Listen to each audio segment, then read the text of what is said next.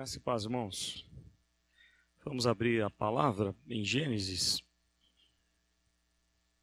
livro de Gênesis, capítulo 3. É o texto que fala da queda. Gênesis 3. Nós vamos estudar hoje a queda. Se der tempo, a gente já entra nos 5 pontos do calvinismo. Vamos ver. Eu acho que vai dar. Pelo menos o comecinho. Gênesis 3. A partir do primeiro verso. Vamos ler a palavra. Nos diz assim a palavra do Senhor.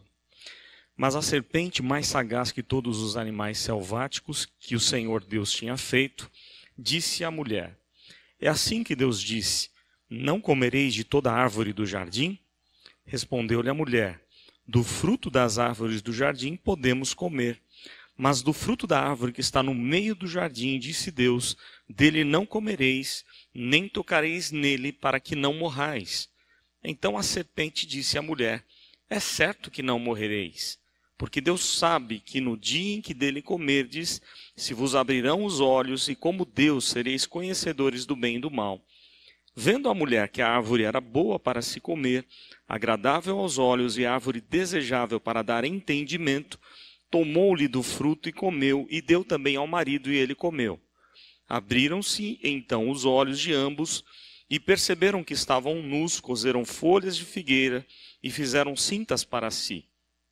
Quando ouviram a voz do Senhor Deus, que andava no jardim pela viração do dia, esconderam-se da presença do Senhor Deus, o homem e sua mulher, por entre as árvores do jardim. E chamou o Senhor Deus ao homem e lhe perguntou: Onde estás? E respondeu: Ouvi a tua voz no jardim, e porque estava nu, tive medo e me escondi. Perguntou-lhe Deus: Quem te fez saber que estavas nu? Comeste da árvore de que te ordenei que não comesses? Então disse o homem: A mulher que me deste por esposa, ela me deu da árvore e eu comi. Disse o Senhor Deus à mulher: Que é isso que fizeste?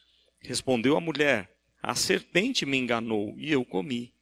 Então o Senhor Deus disse à serpente: Visto que isso fizeste, maldita és entre todos os animais domésticos, e o és entre todos os animais selváticos. Rastejarás sobre o teu ventre, e comerás pó todos os dias da tua vida.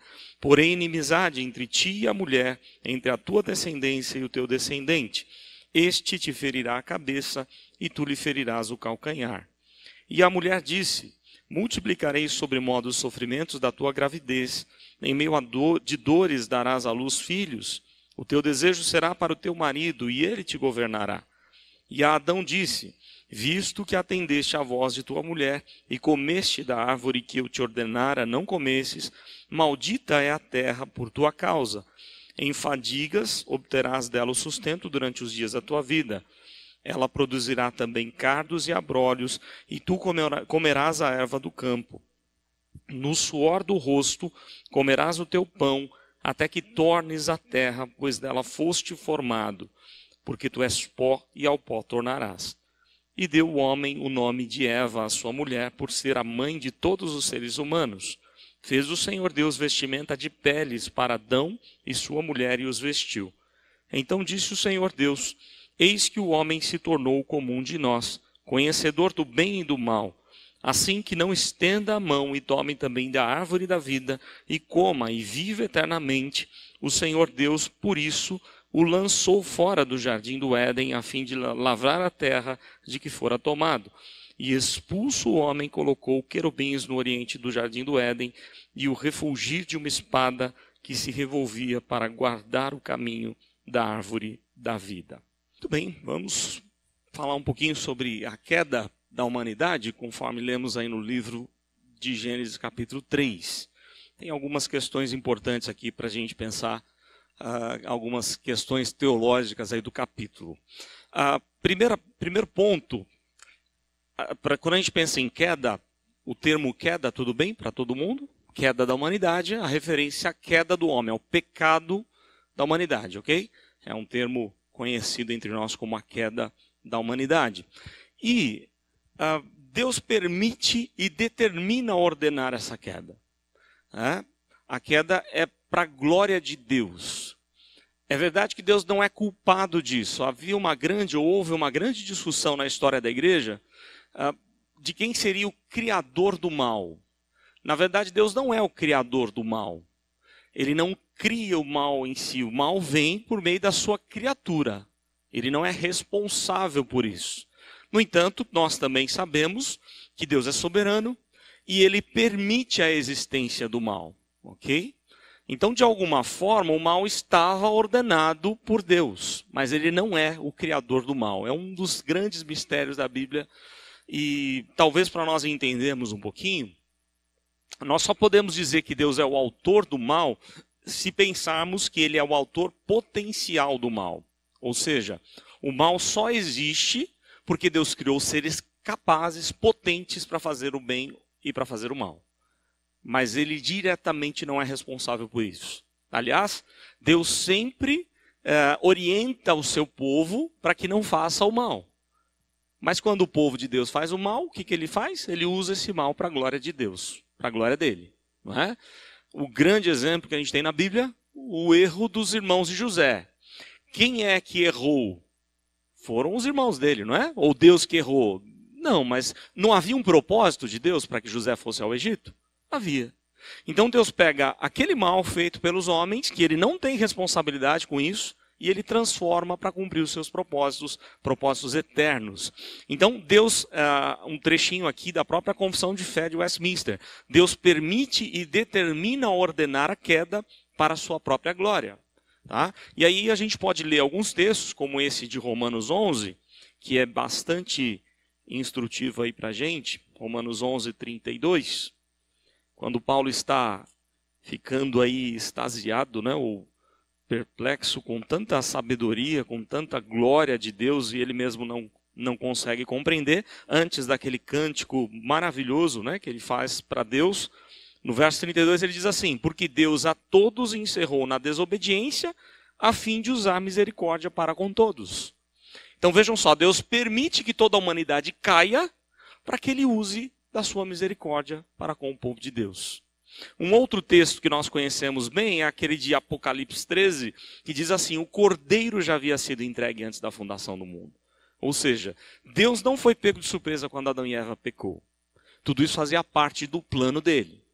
Por que ele permitiu agir dessa forma? Por que ele permitiu as suas criaturas cair? A gente só sabe de uma coisa: foi para a glória do nome dele. Foi para glorificar o seu filho. Não é? Para que o filho viesse, morresse por nós e recebesse toda a glória, todo o joelho se dobrasse diante dele como Senhor, Rei dos Reis e Senhor dos Senhores. É a única informação que a gente tem. Agora, como é que seria sem o pecado? Não é? Será que era possível a humanidade não pecar? Fica complicado da gente discutir essas questões, porque a gente não tem revelação suficiente para essa questão. O que sabemos é que Deus, ele permite a queda. Na queda da humanidade, a humanidade ela vai se tornar completamente morta, depravada no seu pecado. É um dos pontos que a gente vai tratar daqui a pouco com 5 pontos do calvinismo. Só que para a gente entender algumas coisas sobre a queda, a gente precisa voltar um pouquinho no capítulo 2, porque existem questões ali importantes em alguns versos, capítulo 2 de Gênesis 15 e 17. Porque Deus vai falar com com Adão, né? Deus vai falar com Adão no capítulo 2, verso 15. Tomou, pois, o Senhor Deus ao homem e o colocou no jardim do Éden para cultivar e guardar. E o Senhor Deus lhe deu esta ordem: de toda a árvore do jardim comerás livremente, mas da árvore do conhecimento do bem e do mal não comerás, porque no dia em que dela comeres, certamente morrerás. Por que eu fiz esse estudo? Como é que surgiu a ideia de fazer esse estudo? Na verdade, esse estudo fazia parte do curso do Cefoc, e eu fiz quando, na primeira turma que eu vim da aula, uma das alunas, lá da igreja de Utinga, ela tinha uma questão não resolvida na sua cabeça. Né? Qual que era a questão? Quando você olha para o texto do capítulo 3, a mulher diz que era para não comer e não tocar no fruto. E quando você vai para Gênesis 2, Deus disse a Adão para não comer. Então, na cabeça dela, não só dela, na cabeça de alguns estudiosos, na verdade, mas qual que era o problema dela? Quando é que o pecado entrou na humanidade? Foi quando ela comeu ou em que momento? E ela estava imaginando, e não só ela, alguns teólogos pensam da mesma forma, né? Imaginando que a queda ela entraria quando ela mentiu. Ou a queda passou a existir na humanidade quando ela mentiu. Ou acrescentou algo que Deus não havia dito. Existem teólogos que defendem essa tese que eu discordo completamente. Até eu fui fazer um estudo na época para poder me aprofundar um pouquinho mais. Existem algumas questões para a gente pensar. A primeira coisa é, a ordem foi dada a quem? Foi dada ao homem. Deus sempre trabalha por representatividade. O homem era responsável, por isso que Deus vai primeiro falar com quem? Com o homem quando eles caem. Não é isso? Havia um representante da humanidade, não era Eva, era Adão. Então Deus chega em Adão e diz a ele, vocês não podem comer de tal árvore. É o relato que a gente tem no capítulo 2. Então, depois há a formação da mulher, né? Conforme a sequência do texto. Após a ordem, Deus vai criar a mulher. Ou seja, Deus cria o homem, dá uma ordem a ele não comer daquela árvore do conhecimento do bem e do mal. Depois ele faz o homem cair em um profundo sono e cria a mulher a partir da sua costela. Não é? É o relato do capítulo 2. E aí, existem algumas questões aqui que são relevantes e eu vou pincelar alguma delas. Primeira, o artigo, aliás, o substantivo árvore, ela é importante na Bíblia, aparece 329 vezes no Antigo Testamento. Tá? Deus ele não coloca muros cercando aquela árvore, ok? Isso é uma informação importante, porque alguns podem pensar assim, mas por que Deus não protegeu aquela árvore? Por que Deus deixou aquela árvore fácil para Eva e Adão comerem, pegarem, não é? E comerem? Olha só que interessante, Deus não coloca muros para cercar a árvore, mas ele limita a ação do homem com o quê? Com a sua ordem, com a sua palavra. Vejam que tudo que Deus está fazendo desde a criação é por meio de quê? Da sua palavra. Para mostrar o quanto a sua palavra é importante. O quanto essa palavra que foi registrada é relevante, porque é através dela que Deus age. Deus não age fora da sua palavra. Não que ele não possa agir, mas ele escolheu agir por meio da sua palavra. E ele já dá a ordem na criação. E disse Deus, haja luz. E a coisa ia acontecendo. O Espírito de Deus podia fazer qualquer outra coisa que Deus não havia mandado, Deus Pai? É claro que ele podia, ele é Deus, ele tem liberdade assim como o Pai e o Filho. Mas não, ele agiu por meio da ordem do Pai. Então, tudo que Deus vai fazendo é de acordo com a sua palavra. E quando ele cria o homem, ele dá uma ordem a eles. Vocês não vão comer de tal árvore. Ok? Não podem comer daquela árvore do conhecimento do bem e do mal. Guardem aí a questão da árvore, porque a árvore é importante na Bíblia. A gente vai falar um pouquinho sobre isso daqui a pouco. Eles tinham também consciência do que era a morte. Mas já havia acontecido algum momento de morte? Um animal tinha morrido? Não. Nós sabemos que não. Qual que era a consciência que eles tinham de morte? O nascimento de um fruto e o apodrecimento desse fruto. Tá? Provavelmente eles viveram alguns dias naquele jardim. Nós não sabemos quantos dias. Há uma linha rabínica dizendo que não, que eles pecaram no 6º dia. Eu acho isso muito difícil de acontecer. Né? Pelo relato de Gênesis, dá a entender que eles conviveram ali com a criação. Adão teve que colocar nomes aos animais. Vejam que Deus podia ter ele próprio colocado o nome, mas ele faz Adão participar da sua criação como um vice-rei, como um vice-gerente. Tá? E aí eles viram os frutos caindo das árvores. E provavelmente isso já ilustrava para eles: se nós comermos da árvore, nós vamos morrer, e morrer é isso. Eles tinham essa consciência. Por quê? Se eu acho que não, então eu posso acusar Deus. É uma discussão teológica de alguns aí, né? Mas eles não sabiam bem o que era morte. Coitadinho de Adão e Eva. Eles tinham consciência do que era morrer. Deus havia explicado para eles, mas Moisés não registra os detalhes aqui. É claro, não é proposta de Moisés registrar os detalhes de como foi essa conversa com Deus. Agora, no próximo slide, eu coloquei de novo aí essa ordem foi dada ao homem, coloquei a mais aí, tá? Satanás ele vai usar então, agora para tentar Eva, e aí a gente vai na própria tentação mesmo, capítulo 3, Satanás ele primeiro faz uma afirmativa. Para quê? Para criar a primeira incerteza da Bíblia. Ok? Satanás é aquele que causa confusão, é o enganador. Causa dúvida no coração das pessoas. É a proposta dele existir. Tá? Por ser o enganador. E ele vai fazer isso usando uma afirmativa. O texto diz isso, né? A serpente mais sagaz que todos os animais selváticos que Deus tinha feito, disse a mulher: é assim que Deus disse, não comereis de toda árvore do jardim? Olha como ele foi perspicaz, né? Não é assim que Deus disse? Ele usou aí a ideia de todas, né? Um exagero. Como assim, todas as árvores do jardim? Era exagerada a proposta dele. Usou de exagero para quê? Para aumentar a incerteza da mulher. E ele induz a mulher a uma resposta. E aqui é uma questão interessante. Ela não deveria ter conversado com a serpente. Alguns teólogos chegam a afirmar que aqui começa o erro. O pecado de Eva começa quando ela dá ouvidos a uma voz que não era a voz de Deus. É uma proposta até interessante, mas eu também discordo dessa proposta. Por quê? Porque não havia medo de toda a criação. O medo não tinha entrado ainda no coração dela. No mínimo, ela deveria ter perguntado para Deus, isso eu concordo, né? Ela deveria ter chegado para Deus e falado assim: Deus, é estranho, eu ouvi uma cobra falando comigo, uma serpente falando comigo. Ela não fez isso. Mas daí eu afirmar que o pecado de Eva começa porque ela deu ouvidos à serpente, eu acho, na minha opinião, é um pouco forçada essa ideia. Ela foi imprudente, sim, por ter ouvido aquela serpente, mas não havia medo no coração deles, havia uma harmonia em toda a criação. Ok? Eles não estavam com medo da criação como nós temos hoje. A gente se aproxima de uma cobra, a gente fica com medo. Eles não teriam medo algum, não tem receio algum, porque eles estão sem a influência do pecado. Aí Eva, ela vai dar meio que uma dura naquela serpente. Vai dizer, peraí, não é assim não. Verso 2, né? Do fruto das árvores do jardim nós podemos comer. Não é assim, de todas as árvores a gente não pode comer. Aquele exagero que Satanás coloca. Ela diz, não é assim.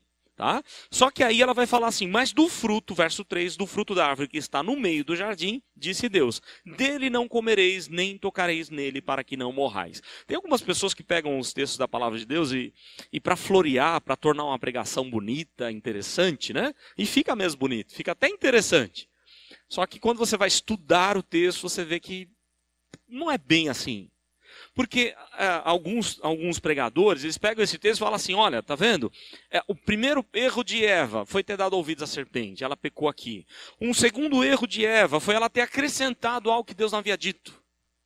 Porque Deus não disse isso a Adão, tocar no fruto. Só que se você vai para o verbo usado ali, o verbo tocar usado por Eva, traz a ideia de você se submeter à autoridade daquele fruto. Tá? Ele aparece em diversos textos, em diversas literaturas semíticas, hebraicas, com essa mesma ideia. Ou seja, o que Moisés está querendo dizer com o texto de Eva? É que se eu não vou comer do fruto que eu não posso comer, também não vou tocá-lo. Porque tocar traz a ideia de eu já me submeter a esse fruto. De eu ser imprudente o bastante para vir a pecar, para vir desobedecer a Deus. Então eu não vou tocar nesse fruto. Então ela está sendo talvez mais prudente do que Adão no seu ensinamento. Mas há uma outra questão ainda. Não é porque Moisés registrou na criação de Adão, registrou apenas não comer, que talvez Deus tenha falado para ele também não tocar. Então é difícil você falar assim, aqui começou o pecado, ela acrescentou o que Deus não havia dito. Eu não tenho base bíblica, eu não tenho base suficiente para defender essa tese, como pregam alguns, e eu discordo totalmente aí. Então, ela na sua resposta, ela faz esse acréscimo. Não é para comer e nem para tocar, porque não é para comer. Então não faz sentido, eu não tenho que tocar no fruto, né? Aí, Satanás ele vai fazer uma dupla e falsa acusação contra Deus. Olha lá o que diz o verso 4. Então a serpente disse à mulher, é certo que não morrereis. Ou seja, esse Deus disse aí para morrer, Você não vai morrer coisa nenhuma. Porque Deus sabe que no dia em que comerdes se vos abrirão os olhos e como Deus sereis conhecedores do bem e do mal. Então ele vai fazer aqui uma dupla acusação, dupla e falsa acusação contra Deus. Vai chamar Deus de egoísta, Deus quer o conhecimento só para ele, e vai chamar Deus de ciumento. Não é assim não, Deus não vai fazer isso com vocês, vocês não vão morrer. Colocando dúvidas à própria palavra de Deus. Aliás, é o que ele faz até hoje com a gente. Se Deus opera tudo por bem da sua palavra, a função de Satanás é descrer dessa palavra, ou fazer a gente não crer nela, ou até mesmo por meio dela, interpretando de maneira errada, cometemos erros, como era a tentação de Jesus. Lembram o que ele fez? Ele tentou Jesus usando a palavra. Ele tentou a palavra usando a palavra, e o Senhor Jesus, por meio da palavra, ele rebateu tudo aquilo que Satanás fez, né? O Logos, a palavra encarnada, foi tentado pelo próprio Satanás por meio da própria Bíblia. E aí, Satanás é apresentado então como bondoso. A proposta minha é muito melhor do que a de Deus. Deus é egoísta. Vai por mim, que se você comer daquele fruto, tudo vai ficar bem, você vai conhecer o bem e o mal. Então, algumas questões aqui são relevantes. Por quê? Adão ele não foi enganado pela mulher. Porque alguns pensam dessa forma, né? Coitadinho do Adão, ele foi enganado por Eva. Onde já se viu, né? Eva foi enganada pela serpente e vai lá e engana o seu esposo. Enganou uma ova. Deus havia dito a Adão, não é para comer desse fruto. E não só isso, a responsabilidade sobre o nosso pecado não cai sobre Eva, cai sobre Adão. Ele é o representante da humanidade, Eva não era. Se a Eva tivesse comido, mas Adão não tivesse comido, a humanidade não teria caído. Eu não sei se os irmãos lembram aqui, os irmãos de mais tempo da igreja, mas teve um tempo que a Fátima, o Mauro, um grupo de adolescentes, o Rogério, com os adolescentes, eles faziam aquelas pantomimas, né, aquelas apresentações e tal. E teve a apresentação da queda da humanidade.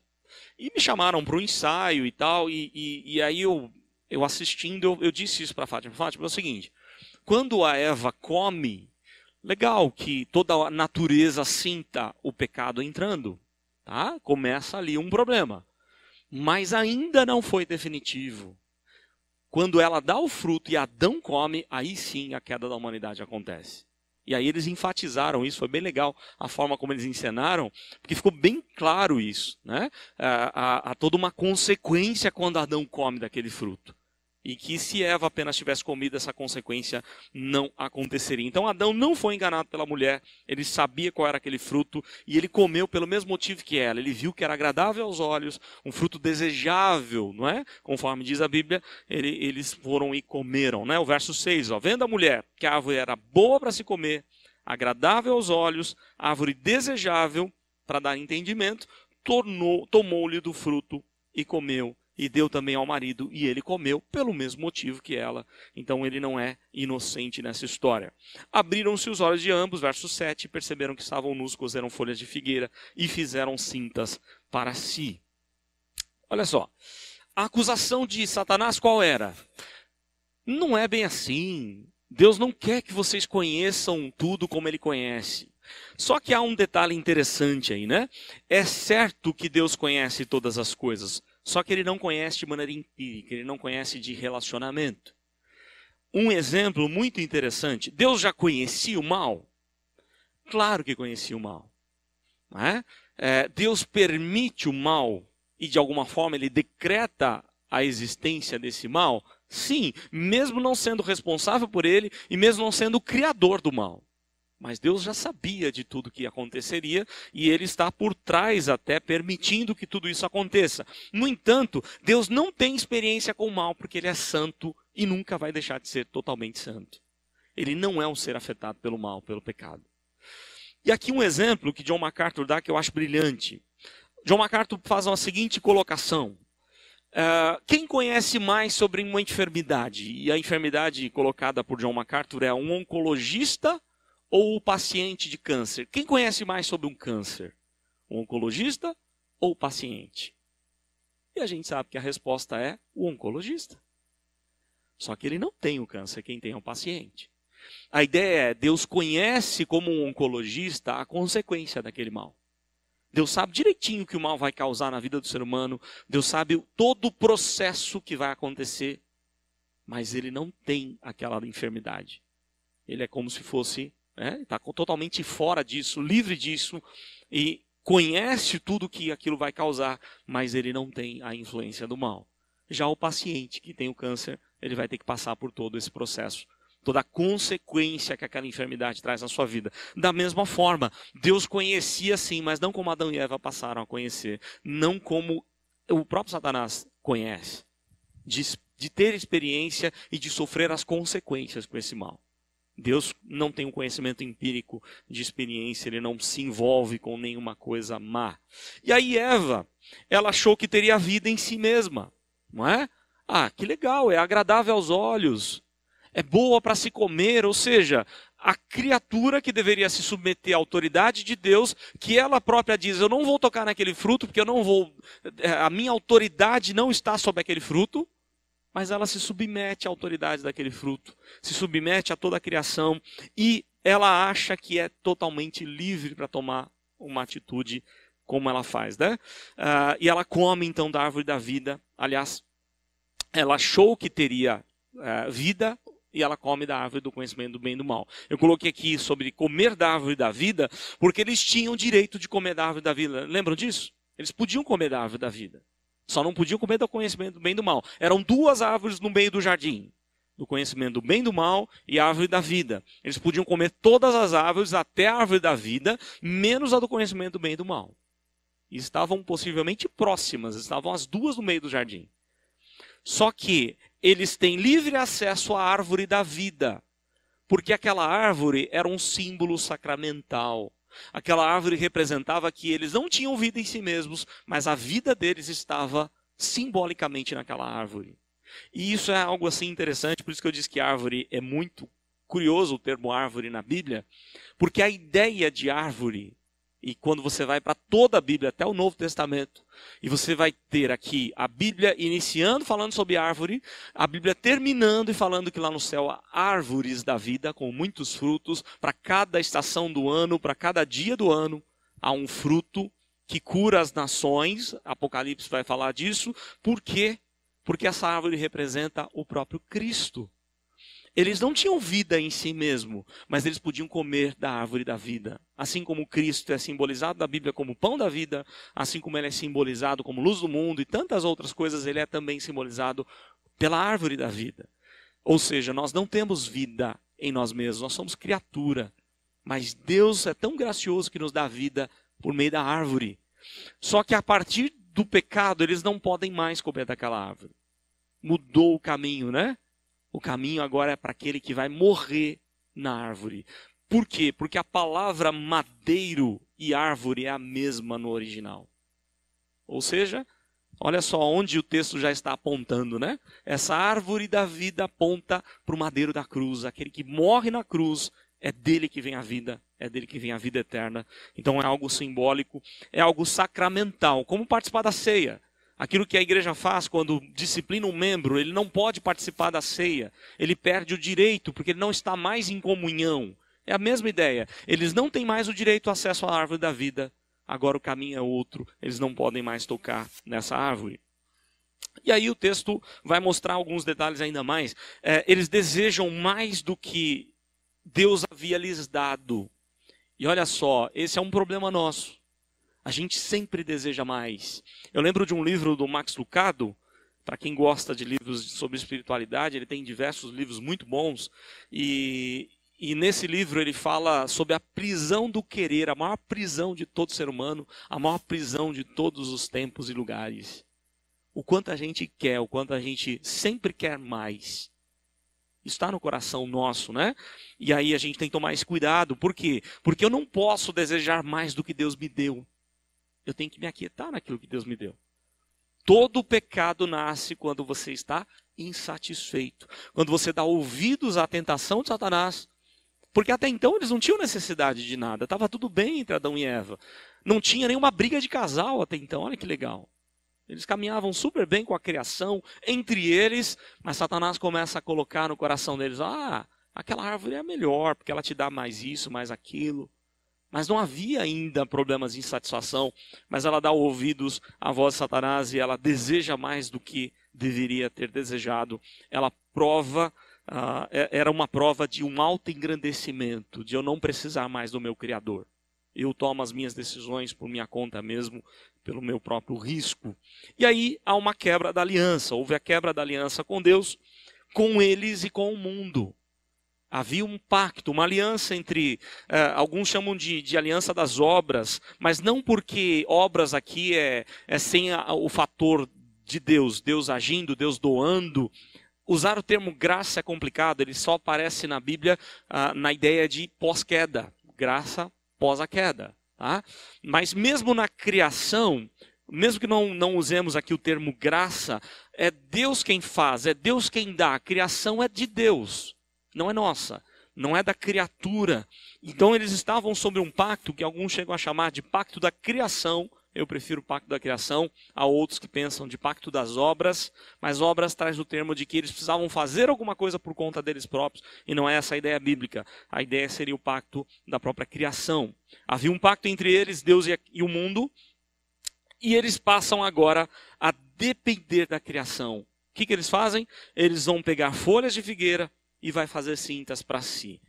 Toda religião tem essa proposta, do homem resolver o problema de si mesmo, do homem resolver o problema do seu pecado, ele tentar resolver o problema através das suas obras.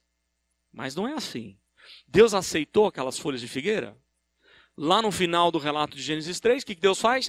Deus mata o animal e faz ali, por meio daquele animal, do couro do animal, Deus faz pele para cobrir a nudez do homem. E aqui é muito interessante, porque vocês lembram do dia da expiação? Lembram disso? Um dia onde o sumo sacerdote entrava no Santo dos Santos para expiar o pecado. A palavra expiar é cobrir pecados. A ideia está aqui, está em Gênesis. Quem cobriu o pecado de Adão e Eva? Foi Adão e Eva? Eles tentaram, mas Deus não aceitou. Foi Deus quem cobriu o pecado deles, Deus quem cobriu a nudez deles para serem aceitos pelo Senhor. Quando você vai para o Novo Testamento, e você pega lá o Gadareno, em Marcos 5, né? O encontro de Jesus com o Gadareno. Lembram que uma da situação daquele homem, ele está o quê?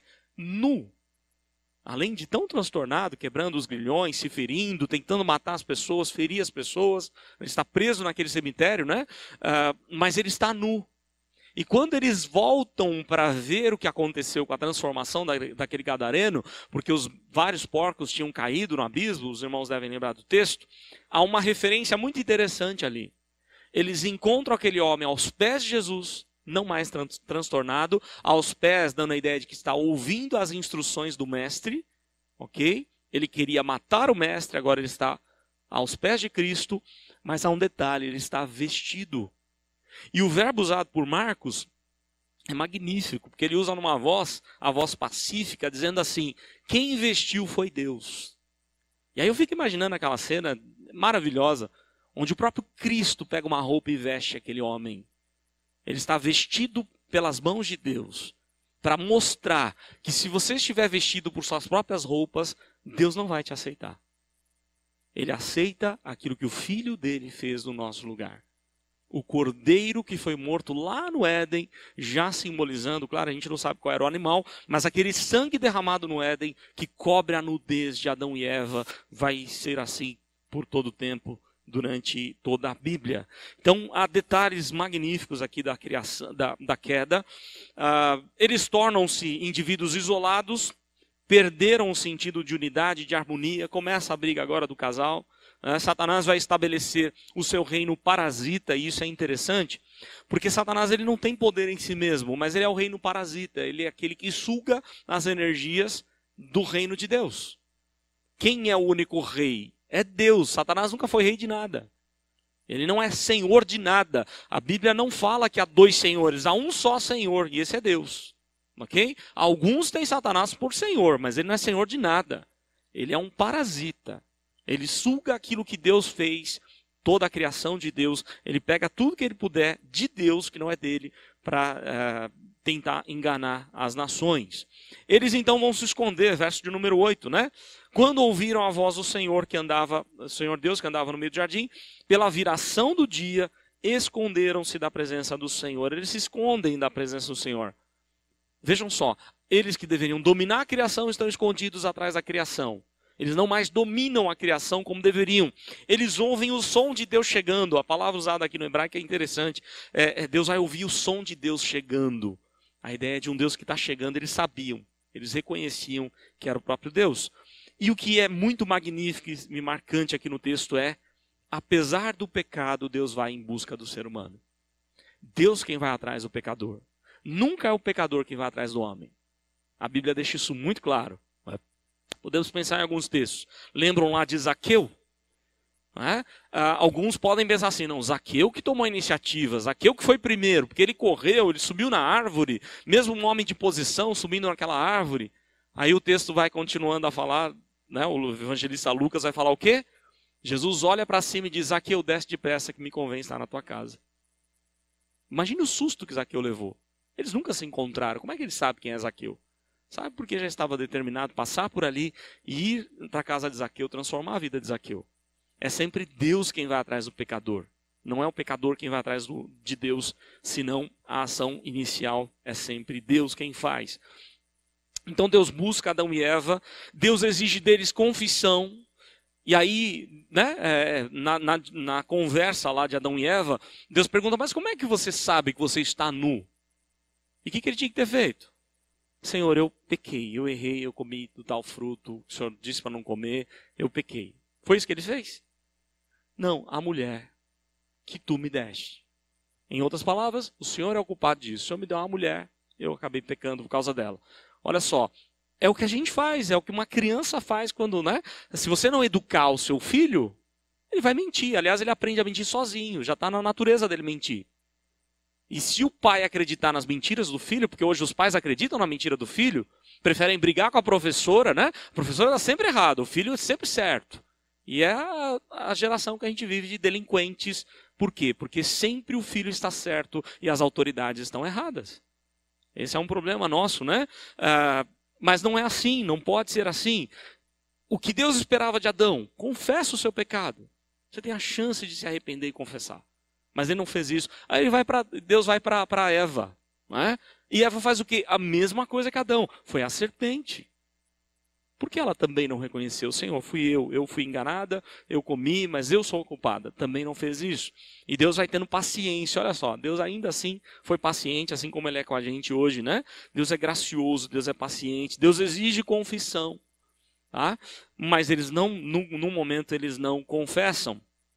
Deus é gracioso por não amaldiçoar Adão e Eva. Não sei se você já notou isso no texto, mas o texto em nenhum momento vai dizer que eles foram amaldiçoados. Olha só o verso 15 ou 14. Então o Senhor disse à serpente, visto que isso fizeste, maldita és entre todos os animais. A serpente foi amaldiçoada, ok? A mulher e o homem não foram amaldiçoados. Olha só, verso 17. E Adão disse, visto que atendeste à voz da tua mulher e comeste da árvore que eu te ordenara não comesses, maldita é quem? A terra, por tua causa. Não foi nem Adão nem Eva amaldiçoados, mas toda a criação foi amaldiçoada. Por isso Paulo escreve aos Romanos 8, dizendo que a criação, ela geme desesperadamente pela volta de Jesus. Ela não vê a hora de Jesus voltar, para se libertar dessa maldição colocada pelo próprio Deus pela culpa de Adão e Eva. Mas Deus foi gracioso, não os amaldiçoa, mas dá consequências dos seus erros. Ok? Não tem maldição, mas tem problemas. E quais são os problemas aqui? As consequências do homem com o suor do rosto, lembram disso? Com o suor do rosto vai ficar mais difícil o trabalho. Ele como provedor da sua casa, o trabalho não vai ser assim tão cheio de prazer como poderia ser. Não é? Ele vai ter problemas, porque a terra está cheia de maldição. Aliás, há espinhos, e aí você entende o porquê do espinho lá na cruz. Jesus a coroa de espinho, porque houve espinho aqui, a partir da queda, há espinho na terra. Então, tudo isso é sobre a maldição. E aí, eu queria chamar a atenção para a seguinte questão da mulher aí. A mulher há duas questões importantes. Primeira delas, a dor do parto. Vai ser com dor e você vai ter filhos. Mas olha a graça de Deus. Como assim? A gente ainda vai poder ter filho? Nós, tão pecadores, Deus disse que a gente ia morrer e ainda assim Deus está dando a oportunidade de que venha a vida através de nós. Graça o tempo todo, cheio de graça. O nosso Deus é cheio de graça. E ainda mais, olha só, o teu desejo será para quem? Para o teu marido. A mesma expressão que Deus usa, sabe para quem? Para Caim. O teu desejo será contra ti, mas você tem que dominar o teu desejo. Agora ele fala para Eva, ou antes, né? Ele fala para Eva, o teu desejo será dominar o teu marido. E é o que acontece, naturalmente. Naturalmente a mulher, por ser afetada pelo pecado, ela quer dominar o seu esposo. Isso é natural da mulher. E se a família não tem conhecimento da palavra de Deus e os papéis não estão de acordo com a palavra de Deus, a família vira uma tremenda confusão. Os maiores problemas que eu já peguei vários, né? Trabalhando mais de 20 anos com jovem e adolescente, os problemas que eu já peguei de jovem e adolescente não estão no jovem nem no adolescente, estão nos pais. E o maior problema é valores ou papéis invertidos. Onde a mulher assume o papel do homem, o homem assume o papel da mulher, vira uma tremenda confusão, ou a ausência de um deles, pela questão de morte, ou pela questão de separação. Há uma tremenda confusão, nós precisamos cada um cumprir a nossa missão. E isso tem princípios da Bíblia o tempo todo, a partir de Gênesis. A mulher então quer dominar o seu marido, mas a ordem de Deus continua a mesma. Ele é quem vai dominar, ele é quem vai governar, ele é o líder, ele é o responsável diante de Deus. E aí, olha só como eles aceitam essa graça, o verso de número 20. E deu o homem o nome de Eva à sua mulher, por ser a mulher de todos os seres viventes. Até aquele momento ela não era chamada de Eva. Ela se chamava Varoa. Ela passa a ser chamada de Eva depois dessa conversa com Deus. Porque o nome, a raiz hebraica do nome Eva significa vida. Ou seja, mesmo nós não merecendo, Deus ainda foi gracioso e vai nos dar vida por nós, através de nós. Então ele aceita a graça de Deus, colocando aí o nome dela de Eva. Ela, quando vai ter o seu primeiro filho, ela não reconhece que foi por conta do relacionamento com o seu esposo, mas foi presente de Deus, ela diz isso. Foi com o auxílio do Senhor que eu tive o filho. Ou seja, a gestação é só quando Deus quer, não é por relação sexual que a pessoa fica grávida. Claro que esse é o processo, não é? A gente sabe que é, mas se Deus não quiser dar, ele não dá.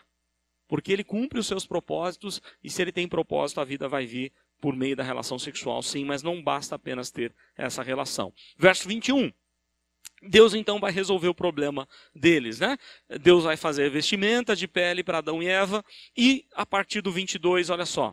Eis que o homem se tornou como um de nós, conhecedor do bem e do mal, assim que não estenda a mão e tome também da árvore da vida e coma e vive eternamente. O Senhor Deus, por isso, lança fora do jardim do Éden, a fim de lavar a terra a que fora tomada. Eles são expulsos por alguns motivos. O primeiro deles, eles não têm mais acesso, eles não podem mais comer daquela árvore. Perderam o direito da vida, estão em pecado, estão em separação. Só que Deus foi gracioso. O caminho não é mais pela árvore, a ponto de alguns estudiosos chegarem a dizer que Deus os expulsa do jardim para o próprio bem deles. Porque se eles comem do fruto da árvore sem poder comer, eles não têm mais salvação. Eles serão eternamente condenados. Porque o caminho não é mais pela árvore, o caminho é pelo filho que vai nascer da mulher, Gênesis 3,15, a primeira promessa do Evangelho. Não é isso? Olha aqui, diz lá, porém inimizade entre ti e a mulher, entre a tua descendência e o seu descendente, este te ferirá a cabeça e tu lhe ferirás o calcanhar. Vai nascer alguém de uma mulher que vai esmagar a cabeça da serpente, mas ele vai ser ferido. Uma referência à morte de cruz, ao sofrimento de cruz do Senhor Jesus.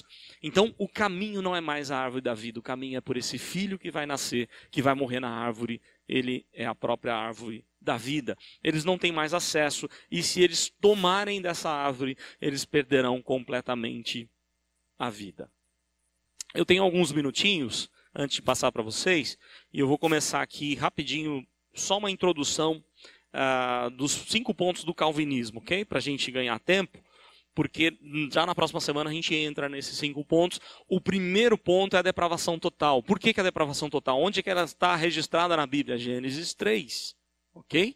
Gênesis 3, a queda da humanidade. A partir daqui, toda a humanidade está depravada, totalmente depravada, totalmente morta nos seus delitos e pecados. Então, deixa eu só introduzir a questão dos 5 pontos do calvinismo para a gente se situar, e aí a gente vai falar um pouquinho na próxima semana dos 5 pontos do calvinismo. 5 pontos do calvinismo, eu já falei em um dos cultos recentes aí, sobre o sínodo de Dort. Ele aconteceu na Holanda em 1618 a 1619. Eles pegaram vários teólogos, vários delegados de diversos lugares. Por quê? Porque havia uma discussão entre 2 professores de teologia holandeses, Francisco Gomarus, um calvinista, e Jacobus Arminius. Esse Jacobus Arminius defendendo ideias totalmente diferentes daquilo que a Reforma pregava. Tá? E aí ele queria até que as confissões reformadas fossem refeitas, porque ele achava que tinha descoberto, né, tudo, era um cara humilde, né? Não, eu descobri. Ele se baseou em Pelágio, em muitos que brigaram contra, né, os pais da igreja que brigaram contra as heresias lá no começo, e ele vai se basear nessas heresias, principalmente na de Pelágio, né, um semi-pelagiano, e aí ele vai inventar os 5 pontos da remonstrância. Quais são os 5 pontos da remonstrância? Eleição condicional. Qual é a ideia? A fé é prevista, Deus sabia quem ia ter fé. Então, na cabeça de Francisco, de Jacobus Arminius, né, ele pensa assim: a eleição é condicional. Deus nos elegeu porque ele sabia quem ia crer e quem não ia crer. Indo contrário ao ensinamento bíblico. Depois nós vamos ver qual a posição calvinista ou reformada. E essa eleição não é soberana nem imerecida, porque o homem merece, ele que tem fé. Olha só que legal. O homem tem fé. É aquilo que está sendo pregado por aí, não é? O homem que tem a fé, tudo é o homem, né? O homem. Deus é sempre esquecido. E aí ele defende, então, a eleição condicional. Ele defendia a expiação universal. Ou seja, a obra de Cristo é possível para salvar todos, só que nem todos serão salvos. Nós sabemos que é assim. Só que na cabeça de Armínio, a salvação depende do homem querer ou não, do homem escolher ou não, não depende de Deus agir. Então, na cabeça dele, a expiação universal. Deus morreu para todos. Mas se fosse assim, então, por que você crê em Deus? Você crê num Deus fraco. Porque tem um monte de gente indo para o inferno, então seu Deus é fraco. Ele não consegue converter o coração do ser humano. Não é? Mas é o que defendia Jacobus Arminius. Ele defendia também a depravação parcial. O homem não está totalmente depravado. Ele pode escolher, ele não está totalmente morto, segundo ele. Ele pode escolher, pois ele não está totalmente depravado. E defendia a graça resistível. Você pode resistir à obra de Deus na sua vida. Se você não quiser, Deus não tem nada com isso, né? Então a graça de Deus pode ser vencida, o homem pode resistir ao chamado de Deus e é possível perder a salvação, porque se você desistir de Deus, você perdeu a salvação. Olha só, cada ideia defendida aí por Jacobus Arminius. São as ideias que estão nos púlpitos da maioria das igrejas hoje, evangélicas. Onde Deus tem que implorar para salvar as pessoas, não é isso? Eu não sou contra fazer os apelos, eu acho que o apelo ele tem o seu momento, mas quando você pensa que o apelo é que vai fazer a diferença, o que você está fazendo senão induzindo a obra do Espírito de Deus, né? Tem que fazer aquela oração do apelo, que se não fizer a oração não vai ser salvo. Aí você pega um Paul Washer e diz, adianta do que você fazer a oração da boca para fora, né? Você dizer que é de Jesus, mas não houve arrependimento, não houve mudança na sua vida, não houve confissão de pecados. Então, na verdade, não depende, Deus não está implorando para salvar as pessoas, Deus salva quando Ele quer. Ele é soberano. Jonas descobriu isso lá no ventre do peixe, a salvação é do Senhor, não é nossa. Então, o púlpito não pode ser aquele púlpito dizendo assim, abre o seu coração para Jesus, né? Coitadinho de Jesus, Ele precisa te salvar, Ele quer tanto passar a eternidade com você. Como se o homem fosse alguma coisa, e a Bíblia apresenta o homem como o quê? Como nada, totalmente depravado no seu pecado, totalmente morto nos seus delitos e pecados. Mas a Bíblia apresenta um Deus gracioso, que vai ao encontro do pecador, e que mesmo o pecador não confessando como tem que confessar, ele ainda oferece graça ao pecador e transforma a sua vida por meio da obra de Cristo. É essa a visão de Deus sobre a salvação. A salvação é uma obra todinha de Deus. Ela é monérgica, não é sinérgica. É Deus quem faz, não somos nós quem fazemos com Deus. É Deus quem opera sempre na nossa vida. Então são 5 pontos aí da remonstrância defendida por Jacobus Arminius, e a partir da próxima semana a gente vem com a decisão do Sínodo de Dort, os 5 pontos do calvinismo, aquilo que é defendido tanto por Calvino, por Agostinho, por Paulo, né, e por toda a Bíblia. Nós temos várias referências sobre esses 5 pontos cruciais da fé cristã.